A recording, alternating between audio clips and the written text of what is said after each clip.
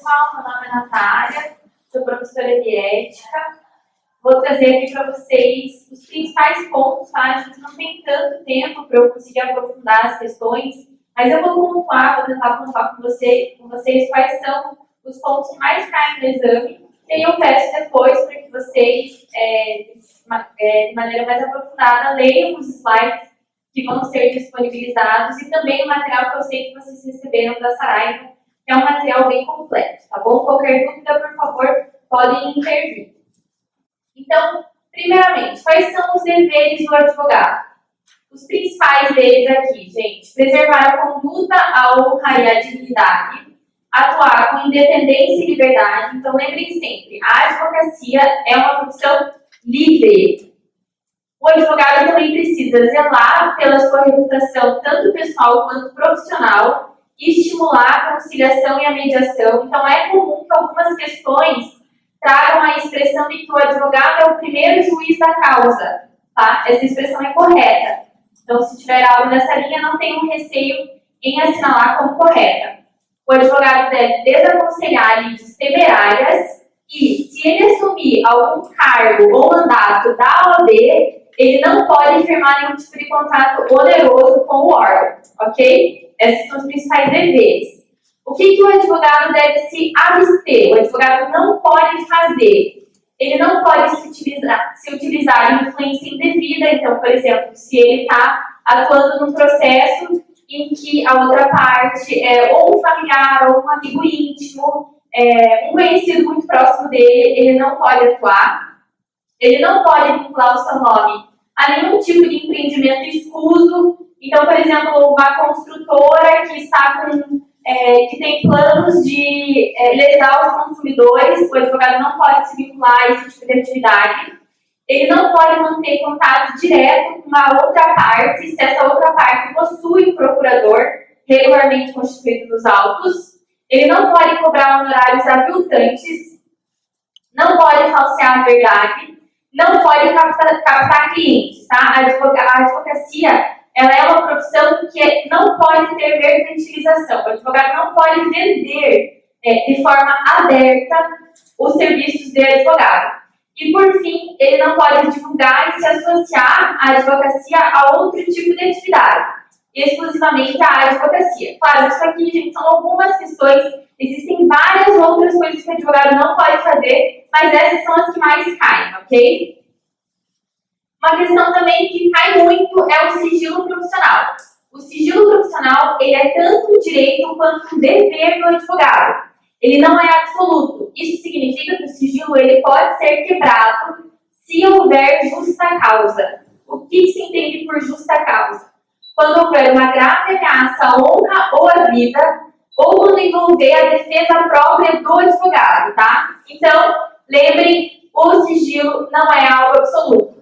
E o advogado, ainda que seja intimado para depor no processo sobre fatos que ele tenha conhecimento e que ele precise guardar o sigilo, ele não vai ser obrigado a depor nesse processo. Então, o que se recomenda ao advogado nesses casos é que compareça à audiência e diga que ele está impedido de prestar o depoimento por conta do dever de sigilo profissional, tá?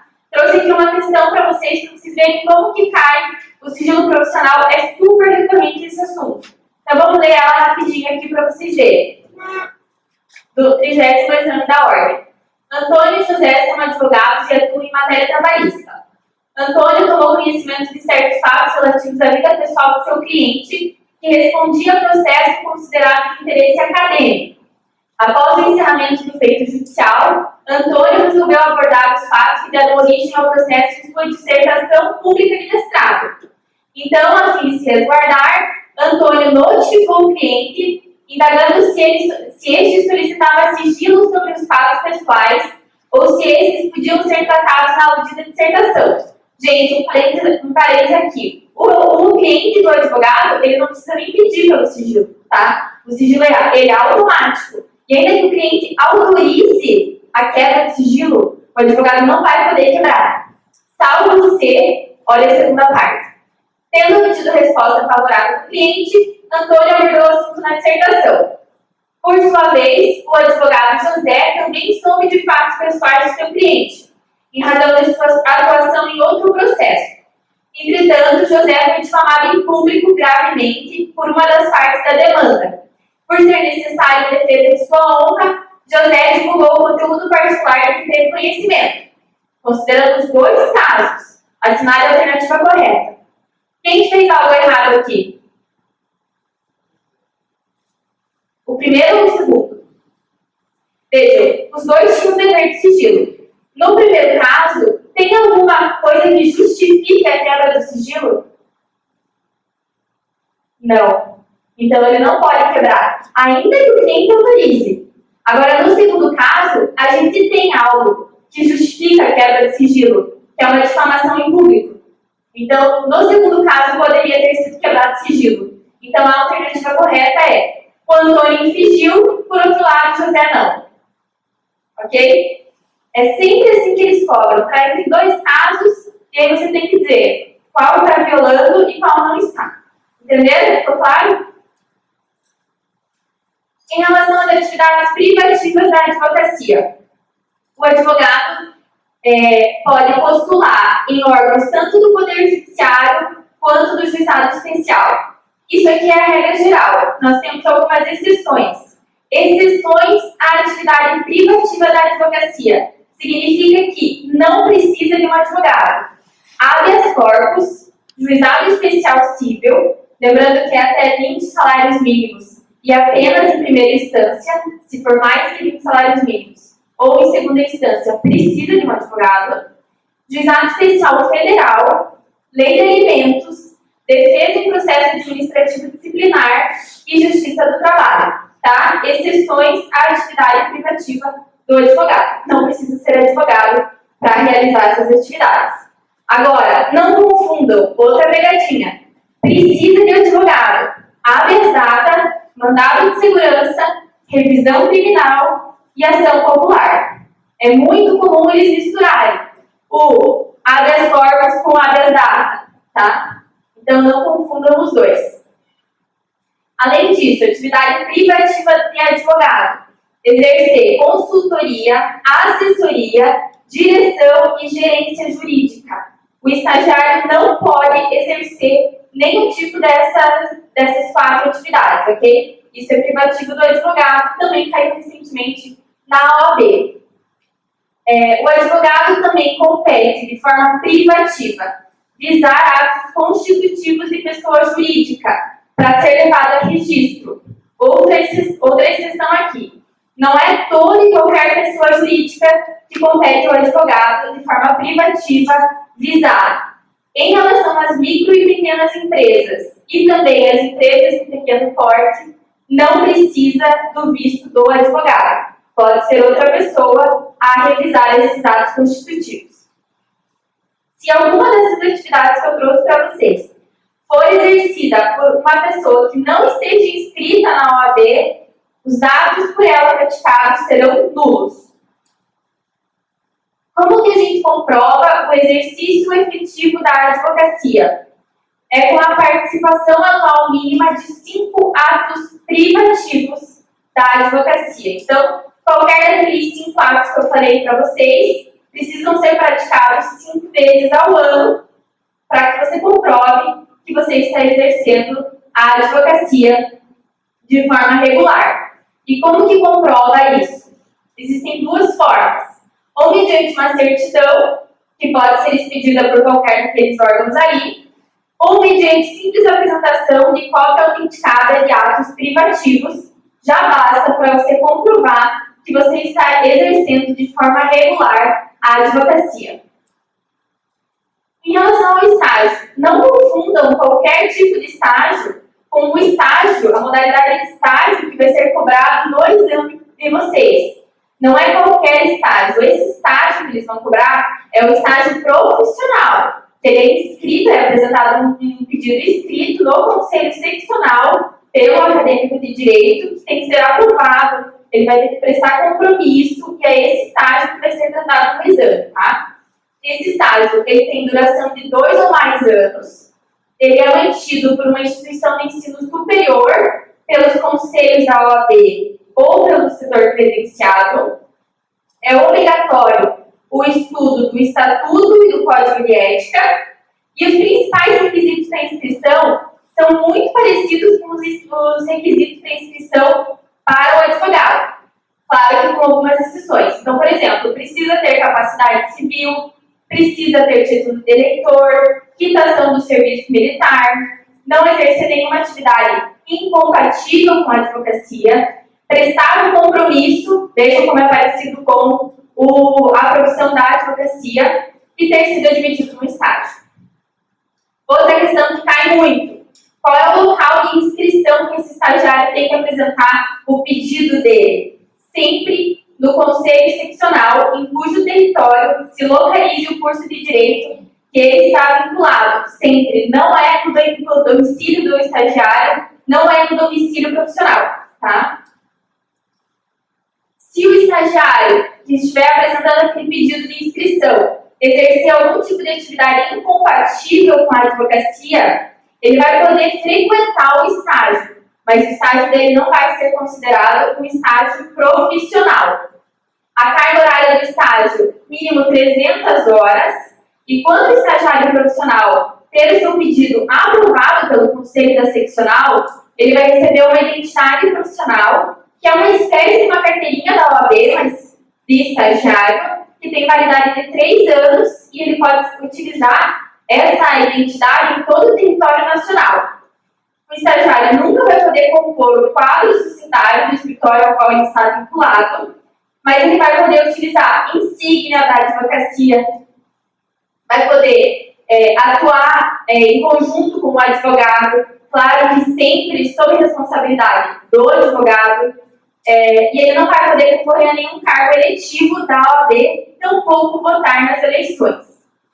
Então é importante, a atuação do estagiário, desde que regularmente inscrito, ele pode praticar os atos em conjunto com o advogado, e a responsabilidade vai ser do advogado, nunca do estagiário. Salvo se o estagiário ele pode praticar alguns atos de forma isolada. Esses atos, se ele praticar e tiver algum tipo de prejuízo decorrente da prática desses atos, aí sim ele vai responder, tá? Quais são esses atos que ele pode praticar isoladamente? Retirar e devolver processo, obter certidão e assinar a petição de juntada. Isso judicialmente. Extrajudicialmente, o estagiário vai poder realizar alguns atos mediante autorização a um subestabelecimento e também pedir informação sobre andamento de processo, tá? Então, gente, como eu falei para vocês agora há pouquinho, o estagiário não pode praticar isoladamente ato de consultoria, assessoria, direção e gerência, porque é privativo do advogado. Ele pode, contanto, assinar, por exemplo, um parecer junto com o advogado. Mas qualquer problema, qualquer prejuízo que esse parecer possa trazer ao cliente que solicitou o parecer, quem vai responder vai ser o advogado e não o estagiário. É exatamente isso que caiu numa outra questão da OAB, essa no 29º exame. Rapidamente, o estagiário era bacharel em Direito. Outro ponto importante, bacharel em Direito pode ser estagiário, tá? E aí, ele se formou no curso, não prestou ainda o exame, mas pretende fazer em breve. Então, o estagiário está inscrito junto à OAB como estagiário e exerce o estágio profissional no escritório credenciado há 1 ano. Nesse exercício, poucas semanas atrás, juntamente com o advogado José dos Santos, devidamente inscrito como tal, prestou consultoria jurídica sobre determinado tema solicitado por um cliente do escritório. Os atos foram assinados por ambos. Todavia, o cliente sentiu-se lesado nessa consultoria, alegando culpa grave na sua elaboração, considerando o caso hipotético, bem como o que disciplina o estatuto, assinar a opção correta. O que vocês acham? O Júnior, enquanto bacharel, podia sim ser estagiário, certo? Eu falei para vocês, pode. Ele estava lá há 1 ano, então ainda está dentro do período de estágio autorizado pelo regulamento. Qual foi o problema aqui? Que o parecer que foi assinado gerou um prejuízo para o cliente. Quem é que vai responder? Só o advogado. O estagiário não vai responder. Então, a alternativa correta era Júnior poderia atuar como estagiário, já a responsabilidade pelo conteúdo da atuação na atividade de consultoria praticada é de José, que era o advogado. Agora, em relação ao mandato judicial. O mandato é a procuração, é um contrato através do qual você outorga poderes para o procurador, que é o advogado, para representar você judicialmente ou extrajudicialmente. Isso cai bastante. Quando que começa o mandato? Depende. Se for um mandato de um advogado que foi constituído através de um contrato, geralmente o cliente vai ao escritório, assina uma procuração, aí o mandato começa com a assinatura, não o resultado do processo. Tá? Agora, se o início do mandato for da nomeação, ou seja, não aconteceu do cliente ir até o escritório ou procurar um advogado específico para realizar alguma atividade, aí o prazo pode ser de duas formas. Ou ad hoc, que é para o ato, quando um advogado ele é nomeado para realizar um único ato, ou então a pujacta, que é quando a nomeação consta na ata de audiência. Então, por exemplo, se você está no fórum, está sem advogado, precisa que alguém te represente, o juiz pode fazer um pregão do lado de fora da audiência, do lado de fora da sala de audiência, falando: tem algum advogado que tem interesse em representar essa pessoa que está aqui? Se tiver alguém que se disponibiliza, vai constar em ata a nomeação e o início dos poderes desse advogado vai constar lá da ata, vai ser a partir daquele momento, tá bom? O advogado, ele precisa fazer prova imediata dos poderes que ele possui, mas pode ser que isso não seja possível de forma imediata, ou porque o advogado está longe do cliente dele, ou porque existe um outro procurador regularmente constituído e precisaria revogar os poderes daquele procurador, para daí juntar um novo mandato. Enfim, podem existir diversas situações em que não seja possível fazer a prova imediata. Nesses casos, o advogado pode pedir um prazo para fazer essa prova, e esse prazo vai ser de 15 dias, que pode ser prorrogado por igual período. E quando ele juntar a procuração, depois desses 15 dias, ele precisa retificar todos os atos que ele praticou até então, tá? O mandato ele pode se dar de 3 formas: por instrumento público, assinado pelas partes; instrumento particular, que é o mais comum de todos; ou então assinado digitalmente na forma da lei. E o que o mandato precisa ter? O nome do advogado, o número da OAB e o endereço físico e o digital. Em relação aos poderes, o mandato ele pode outorgar poderes tanto à judícia quanto adjudícia e extrajudícia. A diferença entre o adjudícia é só judicial, poderes só judiciais, ou seja, só no processo, e o extrajudícia é uma infinidade de poderes, tanto para receber gratificação, receber citação, vai muito além daqueles simples poderes judiciais. Ainda em relação ao mandato, quando existe uma sociedade de advogados, então, por exemplo, o nome da sociedade, seguido de sociedade de advogados, individual ou plural, enfim, vai depender. No mandato, sempre precisa constar o nome da sociedade, seguido do número de registro dessa sociedade na OAB, mas os poderes que estão sendo outorgados têm que ser outorgados aos advogados, pessoas físicas, não à sociedade, ok? O mandato, a extensão do mandato, se não tiver nenhuma disposição em sentido contrário, ele vai ser válido para todas as fases do processo, ou se for extrajudicial, para tudo que for necessário, até o encerramento, até a conclusão daquele caso. Não existe um prazo de validade do mandato judicial, salvo se houver uma disposição em sentido contrário. O advogado sempre vai precisar prestar contas e devolver valores que eventualmente tenham ficado com ele ao longo daquela representação, tá? E ainda que o mandato seja revogado, por exemplo, o advogado continua o dever dele de prestar contas durante todo o período em que ele representou aquele cliente.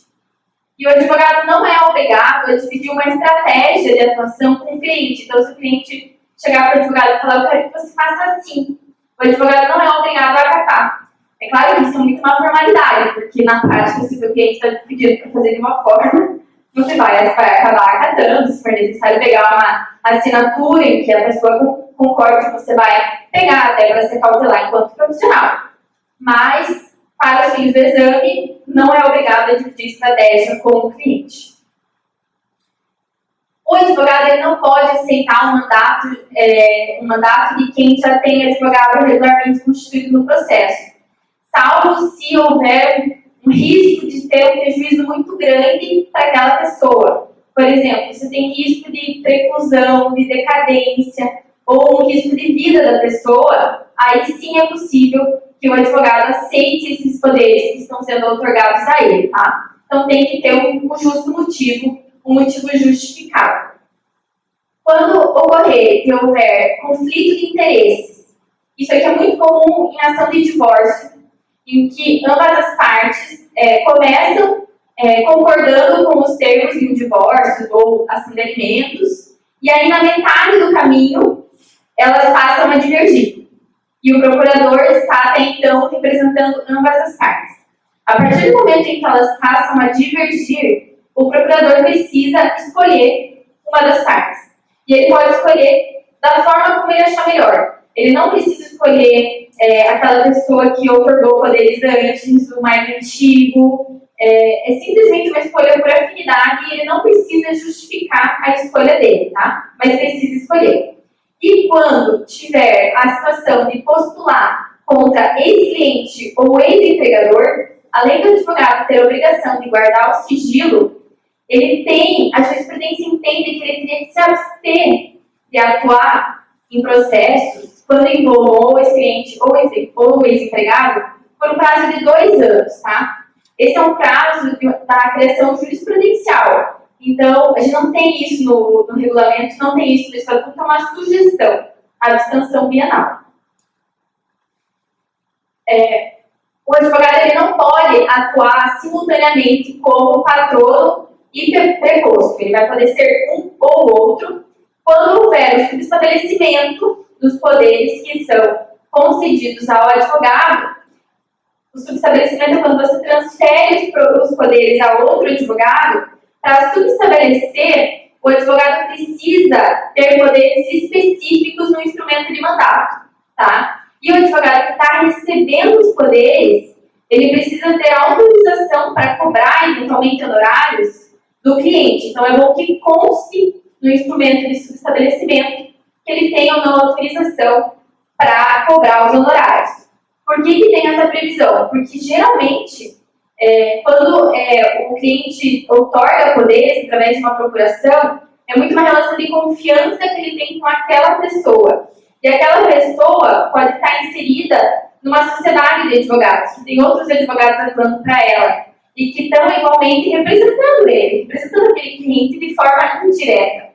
Então, para evitar que o cliente seja pego de surpresa de um outro advogado cobrando honorários dele, sugere-se que esse processo de subestabelecimento conste como que ficou estabelecido entre as pessoas envolvidas a cobrança desses honorários, para não gerar nenhum tipo de surpresa ao cliente. Entenderam essa parte? Causas de extinção do mandato. 4 causas em que o mandato pode ser extinto. Ou quando o processo termina, que é a primeira hipótese, ou quando ocorre a renúncia, que é o ato unilateral do advogado. Não confundam renúncia com revogação. A renúncia é do advogado, a revogação é do cliente. Os prazos também são diferentes. Se ocorre a renúncia, o advogado ele continua representando aquele cliente por mais 10 dias. Se ocorre a revogação, que é quando o cliente revoga os poderes que ele deu ao advogado, o cliente precisa constituir um novo advogado em 15 dias, tá? Não confundam esses 2 prazos. Ou então, a última hipótese, que é a quarta, é o subestabelecimento sem reservas de poderes. Se for com reservas, não é caso de extinção do mandato, porque você subestabelece os poderes mas mantém os seus poderes, tá? Agora, se é sem reservas, você não está fazendo nenhuma ressalva em relação aos poderes que foram constituídos a você. Então, sem reserva é caso de extinção de mandato. E é um ato unilateral do advogado. Outra questão aqui para vocês verem. O advogado geral foi regularmente constituído por certo cliente para defendê-lo em um processo judicial no qual esse cliente é réu. Geraldo ofereceu contestação e o processo segue atualmente seu trâmite regular, não tendo sido, por hora, designada audiência de instrução e julgamento. Todavia, por razões insuperáveis que o impedem de continuar exercendo o mandato, Geraldo resolve renunciar. Em 12 de fevereiro, Geraldo fez a notificação válida de renúncia. 3 dias depois da notificação, o mandante constitui novo advogado, substituindo. Todo o ocorrido foi informado nos autos, considerando o caso narrado, de acordo com o estatuto, assinale a alternativa correta. Primeiro, é caso de renúncia, porque quem está renunciando é o advogado. Se o advogado está renunciando, por quanto tempo mais ele, em tese, precisa representar o cliente? 10 dias. Porém, nesse caso, o cliente, antes do período de 10 dias, já constituiu um novo advogado após autos. Então, o Geraldo não precisa continuar representando os interesses daquele cliente, porque nenhum prejuízo vai poder ser gerado como consequência daquela renúncia. Então, a alternativa correta nesse caso é o dever de Geraldo representar o mandante cessa diante da substituição do advogado, independente do decurso do prazo. Tá? Agora, direitos e prerrogativas do advogado. Eu já falei para vocês que a advocacia é uma profissão livre e ela pode ser exercida em todo o território nacional.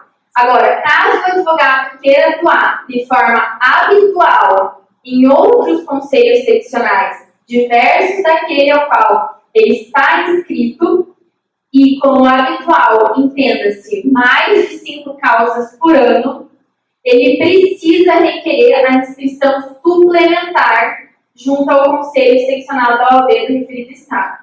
Então, por exemplo, eu, Natália, estou inscrita na OAB Paraná. Se eu optar por ter 6 ações no Estado de Santa Catarina, eu vou precisar pleitear a minha inscrição suplementar perante o Conselho Seccional de Santa Catarina. Tá? Se for menos que 5, não há necessidade. Outra prerrogativa do advogado: inviolabilidade do escritório e do instrumento, de qualquer instrumento de trabalho dele. Por isso, entende-se que existem 3 níveis de inviolabilidade, tanto do escritório, do local de trabalho, quanto dos instrumentos de trabalho, quanto das comunicações e correspondências. Essas 3 questões vão estar abarcadas pela inviolabilidade. Porém, a inviolabilidade, assim como o sigilo, que a gente já viu, não é absoluta. Ela vai poder ser quebrada mediante um justo motivo. Então, requisitos para quebrar a inviolabilidade são 3. Eu preciso ter indício de autoria e materialidade de um crime pelo advogado. Eu preciso ter uma ordem judicial, ou bem motivada, bem fundamentada. E eu preciso ter um acompanhante da OAB no cumprimento dessa diligência. Aqui é um entendimento jurisprudencial, em que pese eu precise desse representante, se a OAB for notificada, for oficiada de que vai haver essa quebra de inviolabilidade, e ela não mandar nenhum representante, não tem nenhuma nulidade no ato, porque a OAB estava ciente, tá? Entendimento jurisprudencial. Além disso, prerrogativa do advogado: se comunicar com o seu cliente, pessoal e de forma reservada, mesmo sem procuração, quando ele estiver preso, detido ou recolhido em estabelecimento civil ou militar, ainda que considerado incomunicável. Tá? É direito e prerrogativa do advogado, ele vai poder conversar com o cliente dele. Além disso, o advogado tem a prerrogativa de ter a presença da OAB quando ele for preso em flagrante por motivo ligado ao exercício da advocacia, para a lavratura do auto, sob pena de nulidade. Gente, aqui é uma questão bem sutil. Precisa ter a presença do representante quando o crime estiver ligado ao exercício da profissão. Quando o crime não estiver ligado ao exercício da profissão, eu não preciso da presença, mas eu preciso da comunicação expressa para a OAB, tá? Então, prisão em flagrante do advogado, desde com motivo ligado ao exercício da profissão, preciso da presença de um representante da OAB para lavrar o auto. Mais uma questão aqui. O advogado X foi preso em flagrante enquanto furtava garrafas de vinho. É exercício ligado à profissão? Não. De valor bastante expressivo, em determinado supermercado. Conduzido à delegacia, foi lavrado auto de prisão em flagrante, sem a presença de representante da OAB. Vejam como a questão se direciona para marcar uma alternativa, a alternativa de que isso aqui estaria invadido de nulidade. Tá? Com base no disposto do Estatuto da OAB, assinale a afirmativa correta. A lavratura do auto de prisão em flagrante foi invadida de nulidade em razão da ausência de representante da OAB, devendo a prisão ser relaxada. Sim ou não? Não. A lavratura do auto de prisão em flagrante não é viciada desde que haja comunicação expressa excepcional da OAB respectiva. Sim. Tem que ler as outras para vocês verem? Não precisa? Depois vocês leem. Mais sobre prerrogativas. O advogado não deve ser recolhido preso antes da sentença transitada em julgado, senão em sala de estado maior, com instalação em comunidade digna, e se não tiver sala de estado maior, prisão domiciliar. Importante vocês saberem identificar na questão se já ocorreu o trânsito em julgado ou se ainda não ocorreu o trânsito em julgado. Por quê? Se for antes do trânsito em julgado, o advogado vai ter direito à sala de estado maior ou à prisão domiciliar. Se for depois do trânsito em julgado, o advogado não vai ter direito, tá? O advogado João, conselheiro em certo conselho seccional da OAB, foi condenado pelo cometimento de crime de tráfico de influência a uma pena privativa de liberdade.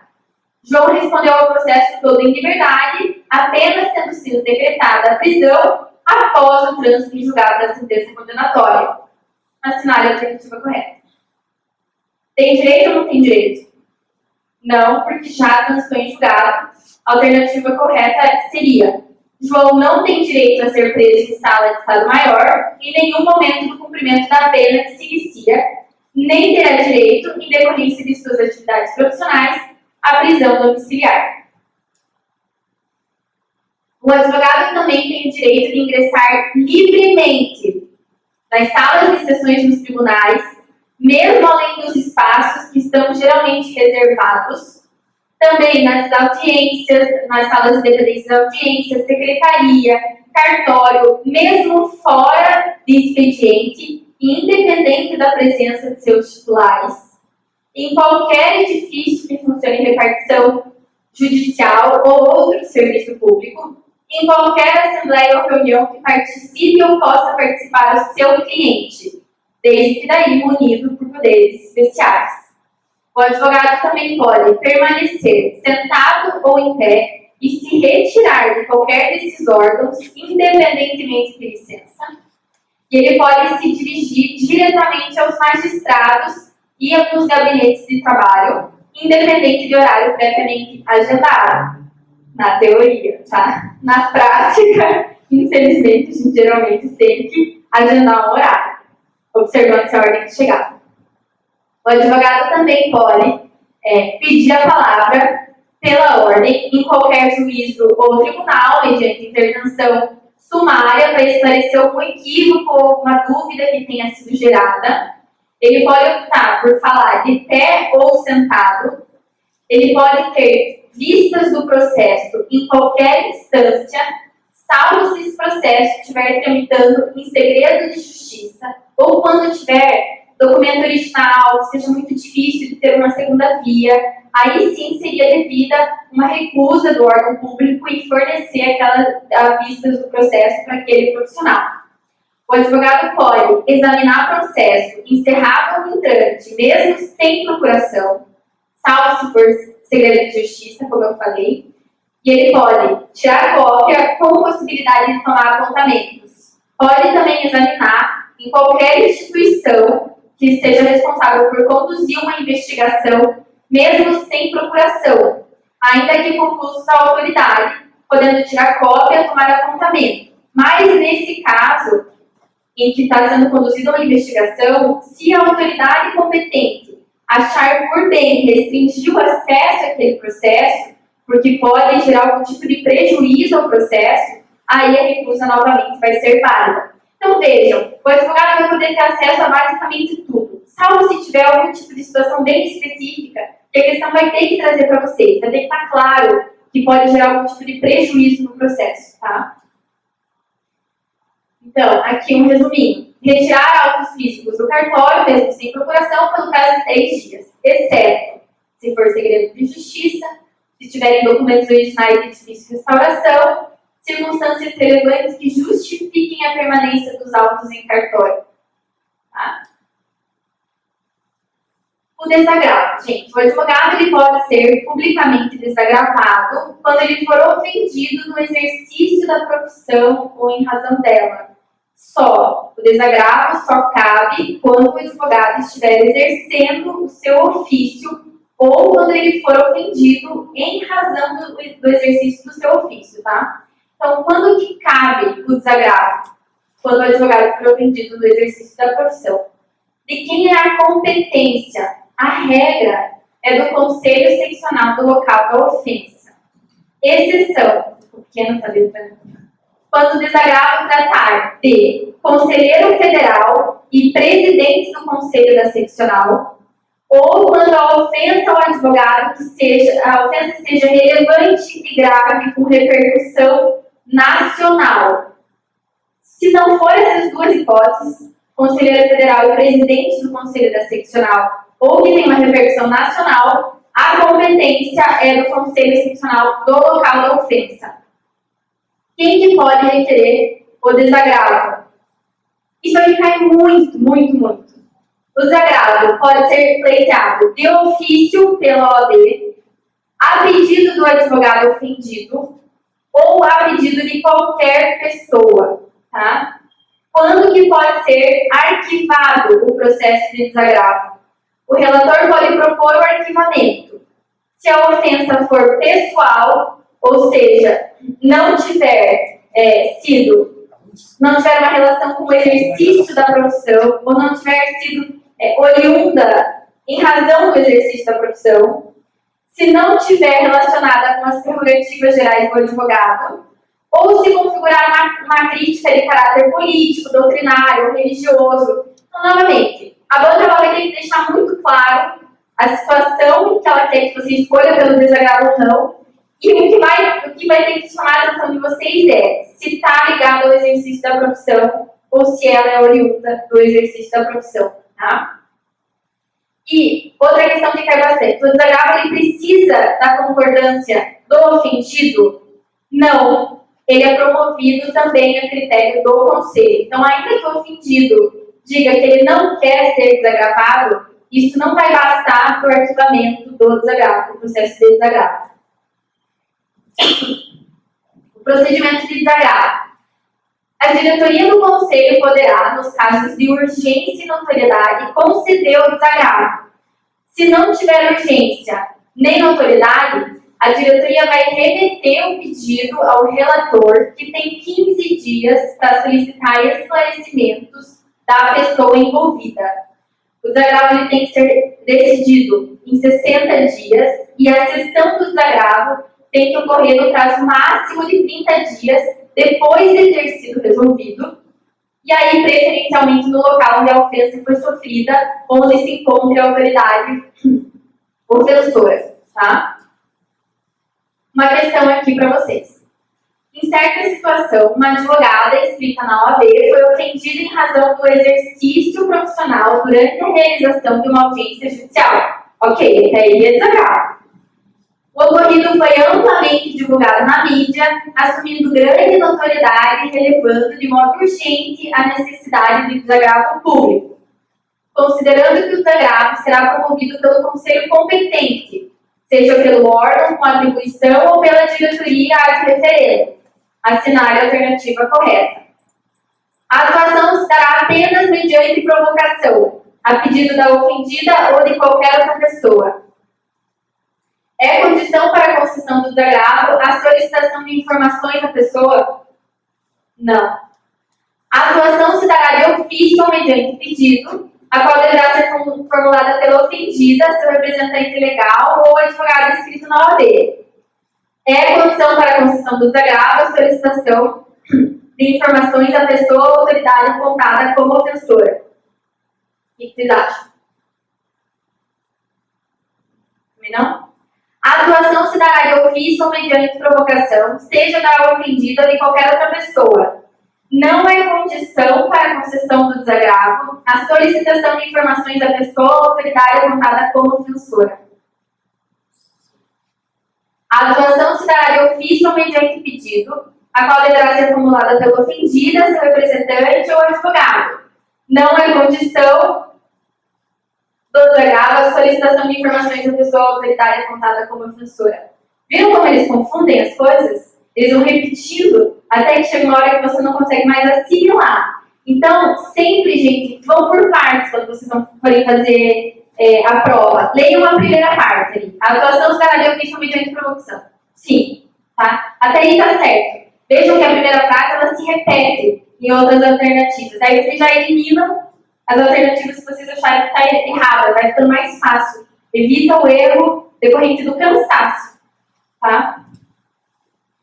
O que o advogado também pode? Usar os símbolos privativos da profissão da advocacia, geralmente aquele bottom. Sabe, vocês já viram um advogado que coloca um bottom no paletó e vai fazer audiência? Isso é privativo do advogado. E o estagiário também pode usar. E o advogado pode se recusar a depor como testemunha em processo no qual funcionou ou deva funcionar, ou sobre fato relacionado com pessoa que ele já tenha sido advogado, mesmo quando autorizado. O advogado pode se retirar do recinto onde ele está aguardando o pregão para realizar a audiência, depois de decorrido meia hora do horário designado para aquela audiência. Meia hora se for justiça comum, civil. Se for justiça do trabalho, são 15 minutos. E, além desse prazo de meia hora ou 15 minutos, a autoridade que precisa presidir o ato, que geralmente é o juiz, não pode estar presente. E esse atraso não pode decorrer de um atraso na própria pauta da audiência. Então, uma audiência anterior levou muito mais tempo do que o esperado, e por conta disso, o atraso é superior a 30 minutos. O advogado não vai poder se retirar, tá? Ele só pode se retirar se esses 3 requisitos estiverem presentes. O advogado também pode assistir aos clientes investigados durante a apuração de infração, sob pena de nulidade absoluta, e o advogado ele tem imunidade profissional, ou seja, qualquer ato que ele cometer, qualquer fala que ele tiver, via de regra não vai constituir nem injúria ou difamação, desde que no exercício da sua profissão e desde que estritamente relacionado ao que está sendo debatido, tá? Então aqui também não é algo absoluto, vocês vão ter que ter a sensibilidade de ver o que o anunciado está trazendo em relação à suposta difamação e injúria. E aqui, gente, eu vou passar aqui direto, mas depois vocês venham com calma. É importante vocês saberem que a advogada gestante, lactante e adotante, e também o pai, o advogado pai, eles têm alguns direitos inerentes da condição deles, são alguns direitos específicos, então depois venham com calma. Agora, em relação à inscrição do advogado na OAB, vários requisitos que, como eu já falei, se confundem com os requisitos para inscrição enquanto estagiário profissional. São eles: capacidade civil, o diploma ou a certidão que concluiu o curso de Direito, título de eleitor e orientação do serviço militar, a aprovação do exame da ordem, Muita atenção aqui. A aprovação do exame da ordem é só um dos requisitos para você poder se inscrever enquanto advogado. Já teve uma questão assim, em que o advogado, o pleiteante, a inscrição, ele não preenchia todos os requisitos, mas dizia que ele tinha sido aprovado no exame da ordem. E aquela questão, ela estava errada, tá? A aprovação do exame da ordem é só um dos requisitos, existem outros. Idoneidade moral, então o advogado não pode ter sido condenado à prática de crime infamante, salvo se reabilitado. E aí o candidato, ele vai precisar declarar isso quando ele estiver pleiteando, fazendo a inscrição dele, tá? E qualquer pessoa pode pedir a instauração de um procedimento de declaração para constatar se existe idoneidade moral daquela pessoa. Mas esse pedido de instauração desse processo não pode ser anônimo. E o julgamento vai ser feito pelo conselho da seccional, onde o candidato requereu a inscrição com exigência de quórum de 2/3. Quando tiver alguma questão perguntando sobre quórum e vocês não souberem, chutem que é 2/3. Porque a grande maioria das coisas vai ser 2/3, tá? Uma dica para vocês. Se vocês não souberem, tá? Porque não são todas que são 2/3. E, por fim, prestar o compromisso perante o Conselho Seccional e sem delegado obrigatório. Existem 3 tipos de inscrição do advogado na OAB. A inscrição principal, que é aquela que é feita de forma principal, tem que ser realizada na seccional do domicílio profissional, ou, no caso de dúvida, no domicílio da pessoa física do advogado. A suplementar, que não é todo profissional que vai ter, só vai ser necessário fazer inscrição suplementar quando o advogado atuar com habitualidade em mais de uma seccional, e a habitualidade são mais de 5 ações por ano, atos privativos da advocacia por ano. E o advogado pode pedir a transferência da inscrição quando ele altera o domicílio profissional, tá? O advogado estrangeiro, gente, ele pode fazer apenas consultoria e assessoria do direito estrangeiro correspondente ao país ou estado de origem. O advogado estrangeiro não pode exercer atos judiciais ou de consultoria e assessoria em relação ao direito brasileiro, tá? Não confundam cancelamento com licenciamento. Cancelamento, pensem que a palavra é mais forte. Você cancela, é uma interrupção definitiva da inscrição do advogado. As hipóteses: a pedido do advogado, se ele sofrer uma penalidade de exclusão, se ele vier a falecer, se ele passar a exercer em caráter definitivo atividade incompatível com a advocacia, ou se ele perder qualquer um dos requisitos indispensáveis para o exercício da profissão. Agora, licenciado é temporário. Quais são as hipóteses? A pedido do advogado, desde que ele apresente um motivo justificado. O que acontece muito e que é indeferido é quando o advogado ele simplesmente opta por parar de advogar por um tempo e ele faz o pedido de licenciamento para parar de pagar a anuidade. Mas ele não tem nenhum justo motivo para parar de exercer aquela profissão. Ele simplesmente optar por não exercer por um tempo não é um justo motivo, tá? Então, o advogado tem que apresentar um justo motivo. Quando ele parar a exercer em caráter temporário, passar a exercer em caráter temporário atividade incompatível com a advocacia, ou quando ele sofrer uma doença mental curável. Agora, em relação à sociedade de advogados. Sociedades de advogados, elas vão adquirir personalidade jurídica com o registro dos atos constitutivos aprovados pelo Conselho da Seccional, em cuja base territorial tiver a sede, tá? Então, quando você optar por constituir uma sociedade de advogados, você não vai levar os atos constitutivos dela numa junta comercial, que seria o mais óbvio para a gente.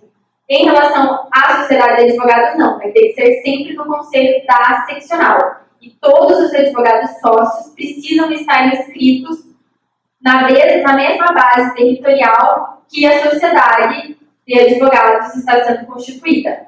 Tá? Existem 2 formas de sociedade. A sociedade unipessoal de advocacia, que é formada por um único sócio, ela pode se dar de forma originária, quando uma única pessoa opta por constituir essa sociedade, ou derivada, quando aquela sociedade de advogado era originariamente constituída por mais de duas pessoas, mais de dois advogados, e aí um advogado opta por se retirar da sociedade e ela se torna, então, uma sociedade unipessoal. De modo diverso, pode ser uma sociedade pluripessoal de advocacia, constituída por dois ou mais sócios, necessariamente advogados. Qual vai ser a razão social por profissão? Só retomando uma questão anterior sobre o cancelamento. O cancelamento, eu até vi aqui, eu entendi, que ele pode requerer de novo e não precisa prestar exame, daí parece que é algo temporário, não pode ser, pelo menos entendido dessa forma. Entendi. Pode gerar confusão mesmo, mas é assim, inclusive está no manual de vocês, né? Esse é o entendimento que se dá atualmente em relação a esse assunto. Mesmo após o cancelamento, pode Mesmo. por falecimento, Sim. pode vir a requerer novamente. Exatamente. Exatamente. Então, o exame é uma vez. Uma outra pergunta, e se o advogado sofrer doença mental incurável? Daí é cancelamento. Tá? Cancelamento. Acho que até caiu uma questão sobre isso, desses últimos exames. Eu me lembro, mas é cancelamento.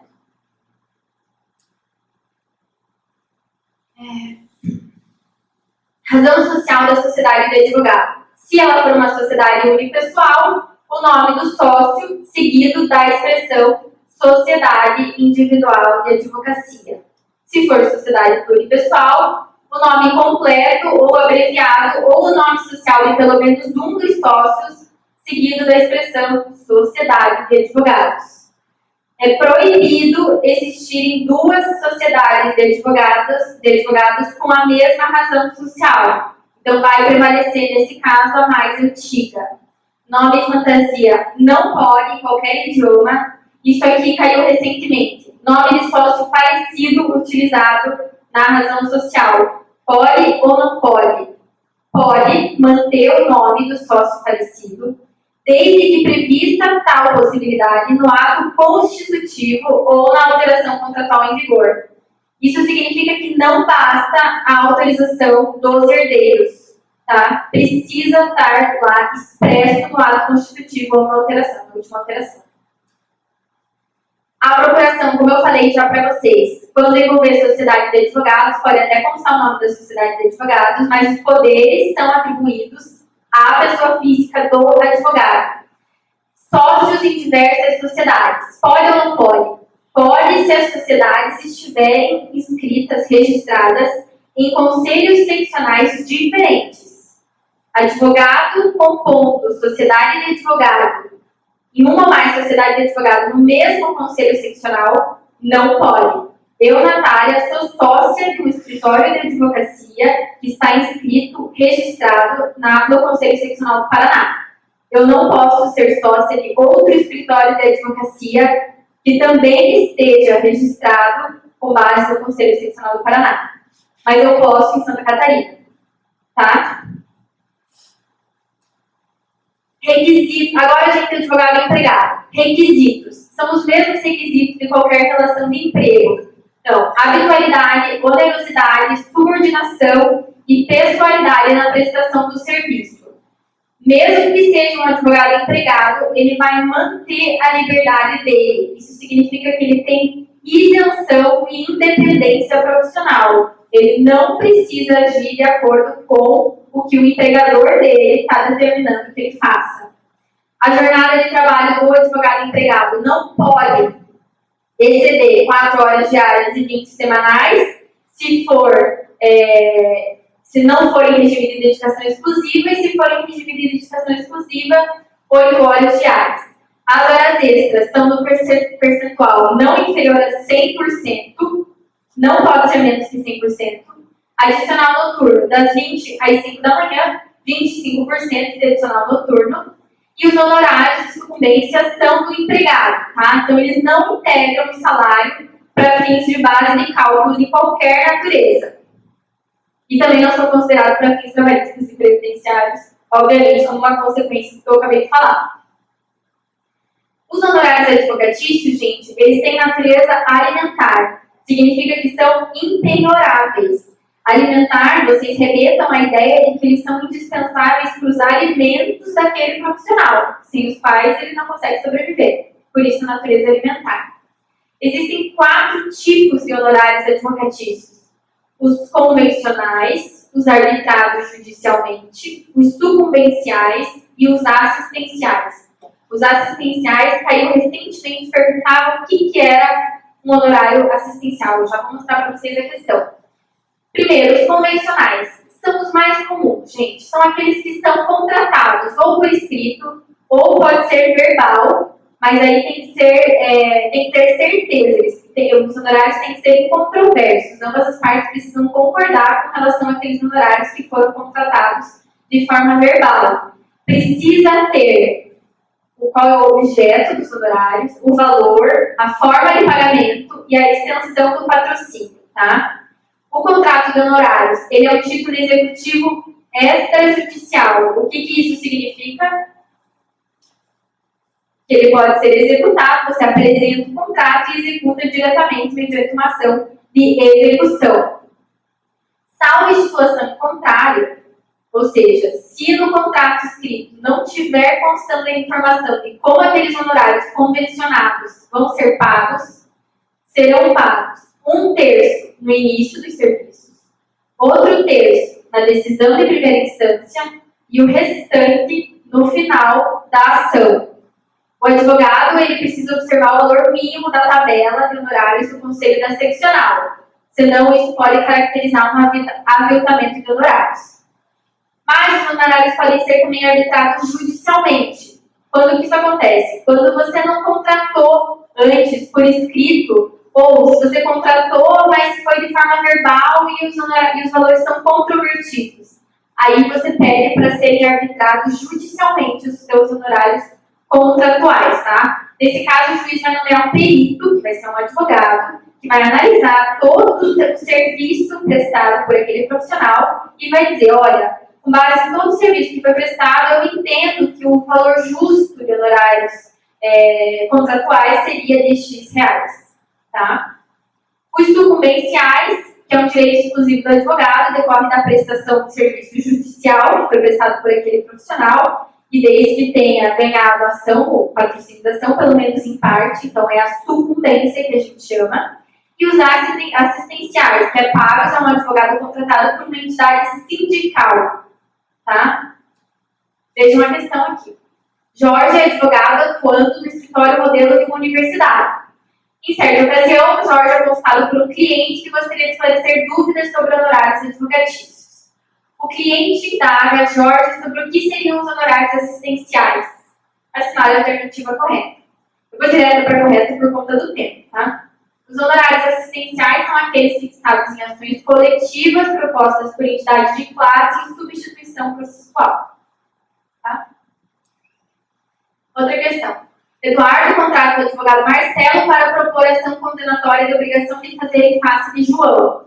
São convencionados honorários contratuais, porém o contrato de honorários advocatícios é omisso quanto à forma de pagamento. Proposta a ação, Marcelo cobra Eduardo o pagamento de metade dos honorários. Pode ou não pode? 1/3 no início, 1/3 na sentença, 1/3 ao final. Marcelo não pode cobrar de Eduardo metade dos honorários, pois na ausência de estipulação sobre a forma, apenas 1/3 é devido. Em todos os casos, gente, presume-se que as custas do processo vão ser arcadas pelo cliente e não pelo advogado. O advogado ele pode compensar os créditos de importâncias devidas ao cliente somente se for admissível quando o contrato de prestação autoriza ou quando houver autorização especial do cliente para esse fim. Senão, ele não pode compensar. E a cláusula quota litis é a participação do advogado no resultado da causa. Ele deve ser contratado em regime de exceção quando o advogado não tiver como arcar com os honorários daquele profissional. Aí sim pode a cláusula quotas litis. Gente, quotas litis, uma parte da lide, tá? não existe um entendimento, não existe no regulamento que seria aceitável a título de percentual de cotes litis. Mas o entendimento dos tribunais é que seria um percentual de 30% a 50%. Na prática, o advogado nunca vai poder receber, se beneficiar de valores superiores ao que o cliente estaria se beneficiando. Tá? Então, o máximo seria 50%. E só pode ser contratada quando for comprovado que o cliente não tiver condição ou quando registrar em contrato a dação em pagamento.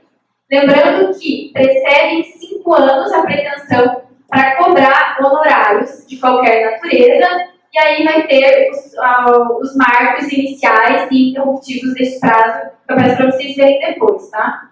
Por fim, gente, o crédito de honorários não autoriza o saque de duplicata, mas pode ser emitido uma fatura, desde que fique registrado no contrato de prestação de serviço. Então, sempre que vocês forem fazer um contrato de honorários, prestação de serviço advocatício, deixe o máximo de informação que vocês acharem que for relevante nesse contrato, para não ter depois ficar discutindo cláusulas contratuais ou previsões que vocês deveriam ter colocado naquele instrumento e não colocou. Esse cotes é o caso que é mais comum lá na Justiça do Trabalho, né? O advogado fala 20% do valor da ação. Não, o cotes litis é quando o cliente não consegue arcar com os honorários daquele procurador, e aí ele vai propor um percentual do resultado daquela ação, por exemplo, de caráter indenizatório, 50% do que você conseguir de indenização por danos morais vai ser meu. Isso é cotes litis. É uma parte do resultado da ação. Sim, mas na Justiça do Trabalho é parte dele. Sim, mas Não é. os 20%, exatamente, 20% é o aceitável. 20% das honorários contratuais, que se diz? Não. Por exemplo, o advogado fala, ele não tem valor. 20% do valor Do valor final. Do valor final, ele é 100 mil. Isso. 10 mil é 2 mil. Isso. Entendi a tua pergunta. É isso mesmo. Isso mesmo. Entendeu? A advocacia pro bono, gente. A advocacia pro bono, ela, dependendo da situação, ela é proibida, dependendo, ela é permitida. Quando que pode a advocacia pro bono? Sabe o que é advocacia pro bono? Quando você presta um serviço de advogado sem cobrar nada, tá? Pro bono. Ela é permitida quando ela for gratuita e voluntária. Geralmente ela é prestada para instituição social sem fins lucrativos e assistidos que não dispuserem de recursos. Ou então, pessoas naturais que não tenham condições de contratar advogados sem prejuízo do próprio sustento. Não confundam a cotes litis com isso. A advocacia pro bono, o advogado não recebe nada nunca. Na cotes litis, o advogado recebe. Tá? Quando que é proibida? Para fins políticos e partidários, para fins eleitorais, ou como instrumento de publicidade para captação de clientela. Tá? Então, se o advogado presta serviço pro bono e fica divulgando isso para atingir alguma empresa específica, alguém que ele tem interesse em prestar serviços, não pode advocacia pro bono. Incompatibilidade e impedimentos. Gente, essas duas palavras elas também confundem muito. Eu vou dar um macetinho para vocês. Incompatibilidade significa a proibição total do exercício da advocacia do estagiário. Impedimento é a proibição parcial, tá? É um rol taxativo para vocês não confundirem qual que é total e qual que é parcial. É um macete meio ruim, mas eu acho que ajuda.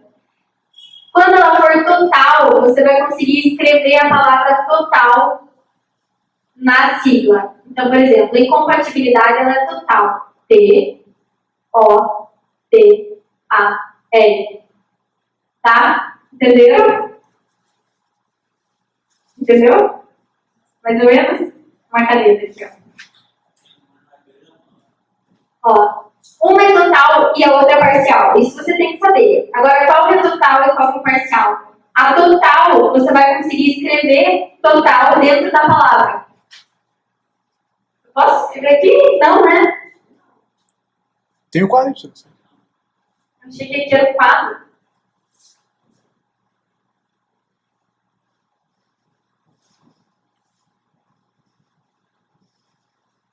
incompatibilidade, impedimento. Um é total, outro é parcial. Como que eu vou saber? A total eu vou conseguir escrever total na palavra. Então, incompatibilidade, que é total. T-O-T-A-E. A parcial eu não vou conseguir escrever nem aqui nem aqui. Tá? Entenderam? Gente, é um rol taxativo, então infelizmente tem que decorar, tá? Eu fiz aqui uma tabelinha, depois vocês leem até decorar. Mas vou falar uma vez para vocês.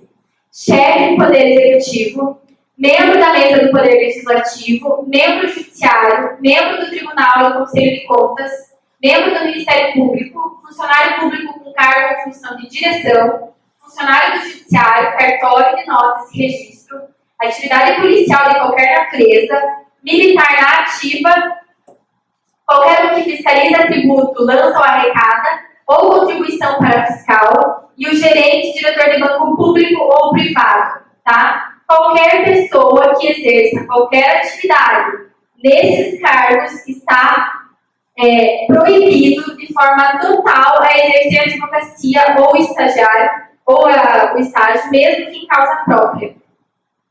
A incompatibilidade, gente, ela vai permanecer mesmo diante do afastamento temporário, tá? Então, se a pessoa está se inscrevendo lá na OAB e ela exerce uma atividade incompatível, ela não vai ser inscrita. De modo diverso, se depois de ser inscrito, ele passou a exercer uma atividade que é incompatível em caráter definitivo, a inscrição dele vai ser cancelada. Se for em caráter temporário, vai ser licenciado. Exceções à incompatibilidade. Os que exercem administração acadêmica diretamente relacionada ao magistério jurídico. O exemplo mais comum é o diretor de curso de direito ou os que não detêm um poder de decisão relevante sobre interesses de terceiro, a juízo do Conselho Competente da OAB. Então, a OAB vai decidir se é ou não compatível. Agora, o impedimento é o parcial. Quem são? Os servidores da administração direta ou indireta contra a fazenda pública que os remunere ou a qual seja vinculada à entidade empregadora, os membros do Poder Legislativo em seus diferentes níveis contra ou a favor das pessoas jurídicas de direito público, empresas públicas, sociedades da economia mista, fundações públicas, entidades paraestatais e empresas concessionárias permissionárias de serviço público. Não se inclui nos impedimentos os docentes de curso de direito das universidades públicas. Tá? Olha essa questão. Cai muito isso. Então, infelizmente, tem que decorar. Depois isso passa embora. João Pedro, advogado conhecido no município Alfa, foi eleito para o mandato na Câmara Municipal na legislatura de 2012 a 2015. Ele é incompatível ou impedido? Essa é a primeira análise que vocês têm que fazer. Impedido. Após a posse e o exercício do cargo de vereador em 2012 e 2013, João Pedro licenciou-se do mandato em 2014 e 2015 a convite do prefeito para exercer o cargo de procurador-geral do município. Diante desses fatos, João Pedro, aonde que está o problema do exercício da atividade dele? No começo, porque depois ele se licenciou. Aí não tem mais problema. Mas de 2012 a 2013, ele era vereador e ele era advogado. Então, o que ele não podia fazer? Não podia exercer a advocacia contra empresa concessionária de serviço público estatal. Lembram? Aqui,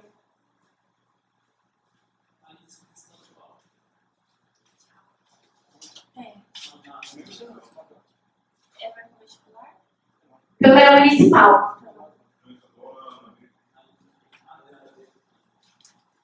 Aqui, gente. Ele não pode exercer a advocacia. Porque ele estava impedido.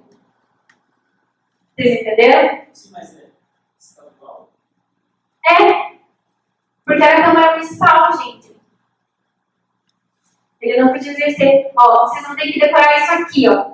Qualquer membro da administração pública, direta ou indireta, contra a fazenda pública que os remunere, ou a qual seja vinculada à entidade empregadora, E ainda, membro do Poder Legislativo, contra ou a favor das pessoas jurídicas de direito público, empresa pública, sociedade, economia mista, qualquer situação. Não significa que ele tenha feito algo, mas ele não podia. Poderia ser estadual, poderia ser municipal, ou federal, é outra, é que ele é uma coisa atual. Exatamente. Que é só Exatamente. mas não, é uma hipótese. É uma hipótese. Então, vai ter que saber interpretar a questão. Agora, em relação às infrações e sanções disciplinares. Existem 3 tipos de infração. A exclusão, que é a mais forte, a suspensão e a censura. A exclusão é se a infração envolver crime. Os exemplos que mais caem é assim, a pessoa cometeu algum tipo de crime durante a realização da prova do exame da ordem, ou alguma difamação, algum tipo de crime, ele vai ser excluído. Suspensão, se a infração envolver, isso aqui é outro macete, se envolver dinheiro, carga dos autos, inépcia ou conduta incompatível, vai ser suspensão. E vai ser censura se for o resto, se não for nem crime, nem dinheiro, carga dos autos, inépcia ou conduta incompatível. Então, infelizmente, tem que decorar isso aqui também, para vocês conseguirem identificar no exemplo que a banca vai trazer para vocês, o que ela está tratando, tá? Então, suspensão. Proíbe o exercício da advocacia em todo o território nacional. É uma sanção pública, o advogado continua com o dever de pagar a anuidade. A suspensão ela é de 30 dias a 12 meses. E exceção, falta de prestação de contas. 30 dias até a prestação. Falta de prestação de contas, dinheiro. Suspensão. Falta de pagamento para a OAB. Dinheiro. Suspensão. Inépcia profissional. Inépcia. Tá? Se não for isso, não é suspensão. Agora, exclusão. É a pena mais grave. Implica no cancelamento e é pública. Para aplicar a exclusão, é necessária a manifestação de 2/3. A multa, gente, ela não é uma sanção propriamente dita. Ela é uma sanção, não é uma infração propriamente dita, ela é mais uma sanção. Por quê? Ela é uma agravante ou da censura ou da suspensão. E ela não se aplica à exclusão. A sanção pecuniária, ela é de uma anuidade até o seu décimo, ou seja, de 1 a 10 anuidades, vai ser a multa que vai ser aplicada àquele profissional, e ela tem que ser recolhida ao Conselho Seccional da Inscrição Principal do Advogado Infrator. E, por fim, a censura, ela vai ficar registrada no prontuário do advogado, e ela é sigilosa. Então, não confundam, multa não é uma infração, tá? Ela é algo acessório por conta de uma agravante decorrente de algo que o advogado fez, que envolveu ou dinheiro, ou carga dos autos, ou inépcia, ou uma conduta incompatível, ou então qualquer outra coisa que não seja crime. Nunca vai ter multa na exclusão, porque já é uma pena muito grave, não tem por que você incidir mais uma multa em cima disso. A utilização como prova de uma parte do processo que corre procedimento de justiça, seria crime. Daí você teria que ver se tem a tipificação desse crime no Código Penal, tá? Mas poderia ser, dependendo da situação, caberia exclusão, sim. O advogado Carlos não adquiriu suas obrigações relativas à anuidade devidas ao OAB. Suspensão, exclusão ou censura. Assinar a opção que corretamente trata das consequências. Carlos deverá quitar o débito em 15 dias contados da notificação para tanto, sob pena de suspensão, mediante processo disciplinar. Gente, a suspensão nunca é aplicada sem que seja instaurado um processo disciplinar, tá? Na terceira suspensão por não pagamento da anuidade, é cancelada a inscrição. Reabilitação disciplinar. É permitido ao advogado infrator que tenha sofrido qualquer sanção requerer a sua reabilitação. Ele precisa comprovar preencher vários requisitos para que ele consiga ter a reabilitação dele da forma pleiteada. E quando a sanção disciplinar resultar em prática de crime, o pedido de reabilitação depende também da sua reabilitação criminal. Agora, a OAB, gente, várias características, algumas que são importantes que vocês tenham em mente. A OAB é um órgão único, tem natureza jurídica de instituição pública sui generis. Ela tem imunidade tributária total com relação à renda, bens e serviços. A finalidade da OAB é defender a Constituição e a ordem democrática e promover com exclusividade a representação, a defesa, a seleção e a disciplina dos advogados. Ela possui 3 órgãos autônomos e mais um que é a Caixa de Assistência aos Advogados. Os 3: Conselho Federal, Conselho Seccional e Subseção. Diretamente vinculado ao Conselho da Seccional, nós temos o órgão de assistência, a Caixa de Assistência aos Advogados. Rapidamente, o Conselho Federal tem personalidade jurídica própria, é o órgão supremo, e a sua diretoria é composta por um presidente, um vice-presidente, um secretário-geral, secretário-geral adjunto e um tesoureiro. Infelizmente, o exame da ordem gosta de cobrar isso aqui. Então, tem que saber o que cada um compõe. Composição do Conselho Federal. É composto por conselhos federais integrantes de cada delegação, ou seja, de cada conselho seccional, 3 integrantes de cada conselho, tá? Só eles têm direito a voz e voto. É composto também por ex-presidentes do Conselho Federal, a título honorário vitalício, e só tem direito à voz. Aqui algumas questões importantes, peço que vocês leiam depois. Agora, quais são as competências principais do Conselho Federal? Editar e alterar o Regulamento Geral do Código de Ética e Disciplina, intervir nos conselhos seccionais quando ele constatar algum tipo de grave ameaça. Agora, Conselho Seccional é o segundo órgão dentro da OAB. Possui personalidade jurídica própria. Dentre as suas competências, eu destaco para vocês: criar as subseções e a Caixa de Assistência dos Advogados, realizar o exame da ordem, definir a composição e o funcionamento do TED, que é o Tribunal de Ética e Disciplina, bem como escolher os seus membros, e também compete ao Conselho da Seccional intervir nas subseções e na Caixa de Assistência dos Advogados.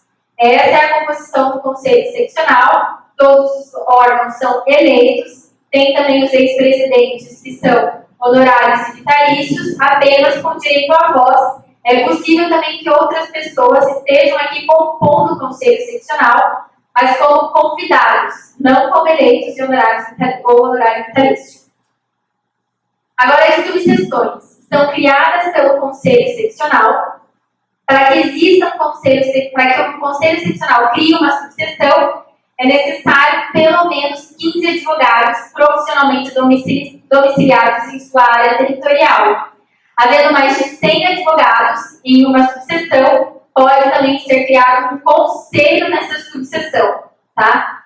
Não esqueçam esses números, porque também cai. Então, no mínimo 15 para criar uma subseção, para a subseção ter um conselho, no mínimo 100 advogados. Quais são as competências da subseção? Dar cumprimento efetivo às finalidades da OAB, representar a OAB perante os poderes constituídos, velar pela dignidade, independência, são competências mais gerais, como vocês podem ver. Agora, a Caixa de Assistência dos Advogados destina-se a prestar assistência aos inscritos no Conselho Seccional. A Caixa ela é criada quando tem 1.500 advogados inscritos naquele conselho. Aí cria-se uma Caixa de Assistência dos Advogados. Cabe a essa Caixa metade das receitas das anuidades recebidas pelo Conselho Seccional, considerando o valor resultante após as deduções regulamentares originárias, tá? E a Caixa, mediante voto de 2/3 de seus membros, mediante 2/3 de seus membros, podem intervir na Caixa de Assistência Social dos Advogados quando vê que tem algum tipo de descumprimento de suas finalidades. Vamos a uma questão. Em certo estado da Federação X, há notícias fundadas acerca da irregularidade da Caixa de Assistência dos Advogados. De quem é a competência para julgar? Do Conselho. Em razão da má observação de receitas, gerando hipótese de intervenção. Considerando a situação hipotética, assinale a alternativa correta. Quanto à receita destinada à Caixa, cabe-lhe metade das anuidades recebidas pelo Conselho. diante da notícia de malservação dos valores, a intervenção na Caixa de Assistência dos Advogados é do Conselho Seccional do Estado X, que é o Estado da Federação que se tem as notícias. Viram como eles cobrem? Agora, eleição e mandato de todos esses órgãos que eu acabei de falar para vocês. A eleição do Conselho da Seccional, da Subseção e da Caixa de Assistência dos Advogados é realizado na segunda quinzena do mês de novembro do último ano do mandato anterior. Eles cobram. Já no Conselho Federal, as eleições são realizadas no dia 31 de janeiro do ano seguinte à da eleição dos conselhos. E a data da posse também é diferente. Conselho Seccional, Diretoria da Subseção, Diretoria da Caixa, 1º de janeiro do ano seguinte. Conselho Federal, 1º de fevereiro do ano seguinte. Então, gente, retome. Conselho Seccional, Subseção e Caixa, eleição na segunda quinzena de novembro. Conselho Federal, 31 de janeiro do ano seguinte às eleições. O mandato em ambas é de 3 anos. O voto nesses órgãos, ele vai ser obrigatório para todos os advogados que estiverem regularmente inscritos em dia com a anuidade. E essa inscrição é a inscrição da principal. Quando o advogado está inscrito na suplementar, que é o que a gente viu anteriormente, o voto é facultativo e o voto vai ser proibido quando o advogado estiver inadimplente com relação à anuidade. A composição da chapa para o Conselho Seccional tem que ter o presidente, vice, secretário, secretário-geral, tesoureiro, todos esses cargos. Para a chapa da subseção, presidente, vice-presidente, secretário-geral, secretário-geral adjunto e adjunto. Para o Conselho Federal, presidente, vice-presidente, secretário-geral, secretário-geral adjunto e tesoureiro. Eles também cobram, então também tem que saber. Requisitos para exigibilidade, gente, para qualquer advogado, então, poder compor a chapa em qualquer cargo que ele escolha. Inscrição regular na OAB, não ocupar nenhum cargo exonerável, não ter sido condenado por infração disciplinar. Isso aqui pode ser que caia, isso aqui é um palpite e mudou recentemente. Exercer efetivamente a profissão há mais de 5 anos, excluído o período de estágio. Agora, se for para um cargo de conselheiro, o prazo é de 3 anos. Isso mudou faz bem pouco tempo, então pode ser que caia. Beatriz, advogada regularmente inscrita, deseja organizar uma chapa para concorrer à diretoria da subseção. Ao estudar os pressupostos, a realização para a formação da chapa, a realização das eleições e o futuro exercício do cargo, Beatriz concluiu corretamente que, gente, se ela quer concorrer à diretoria da subseção, a eleição será realizada na segunda quinzena do mês de novembro, no último ano do mandato, sendo comparecimento obrigatório para todos os advogados inscritos. Vejam, por exemplo, as outras alternativas, como eles misturam, fevereiro, que daí não seria a subseção, seria o Conselho Federal, ou então só 5 anos, que eu vi em outra alternativa, mas que pode ser 3 anos, dependendo do cargo que a pessoa está concorrendo. Então, tem que ter bem certinho isso na mente de vocês. E quais são as hipóteses de extinção do mandato? Cancelamento ou licenciamento da inscrição, o titular sofreu algum tipo de condenação disciplinar, ou se o titular faltar sem motivo justificado a 3 reuniões ordinárias consecutivas de cada órgão. Vejam essa última alternativa aqui. O mandato extingue-se automaticamente sempre que o titular faltar sem justo motivo a mais de 3 reuniões ordinárias. O que faltou? Em cada órgão, senão a alternativa estaria correta. O mandato extinto, o conselho precisa substituir aquela pessoa se não houver suplente. Lembrando que em todas as chapas precisa ter um mínimo de 30% de advogados homens e mulheres e no máximo de 70%. Isso é para garantir um equilíbrio entre os sexos em qualquer das chapas. Doação de campanha pode, por qualquer advogado, inclusive por quem esteja concorrendo a uma chapa, mas não pode receber doação de pessoa que não seja advogado ou qualquer empresa ou pessoa jurídica, sob pena de indeferimento do registro ou cassação. Propaganda eleitoral. Ela vai poder, para apresentar e debater as propostas e os ideais relacionados às finalidades da OAB. Não pode em uma série de situações, eu peço para que vocês vejam depois. Agora, o processo disciplinar. A finalidade é apurar se um advogado praticou ou não uma infração. E essa jurisdição disciplinar, gente, não exclui a comum, tá? Quando tiver um fato constituir um crime ou uma contravenção, tem que também comunicar à autoridade, que foi o que você me perguntou antes. A instauração do processo disciplinar, ela se dá de ofício, por representação da parte ou qualquer interessado. O conteúdo da representação tem que ter a identificação, a narração dos fatos, os documentos e a assinatura de quem está representando. Os prazos do processo disciplinar: 15 dias para defesa prévia, alegações finais e recurso, 15 minutos para sustentação oral, 10 dias para juntar original e recurso interposto via fax, na ocasião de não ter tido tempo para levar o recurso até o conselho competente que está julgando aquele processo, você manda por fax e 15 dias para juntar o original. Contagem do prazo, depois leia como que funciona. Sigilo, gente, é a regra que eu já falei para vocês no início, ele vale para todas as partes que estão envolvidas. A revelia, gente, no processo disciplinar, diferentemente do que acontece na justiça comum, que a revelia pressupõe a veracidade dos fatos, aqui não. Aqui nomeia-se um defensor para representar aquele advogado que está respondendo pelo processo disciplinar e não presume-se como verdadeiros os fatos, tá? A competência, a regra é do TED, e aí vai ter algumas exceções, que aí a competência vai ser delegada ao Conselho Federal, ao Conselho Pleno, à segunda Câmara do Conselho ou ao Conselho Seccional, dependendo de quem praticou de quem praticou o ato que gerou, a instauração do processo disciplinar. O procedimento. Eu fiz aqui esquematizadinho para vocês, depois vocês veem com calma.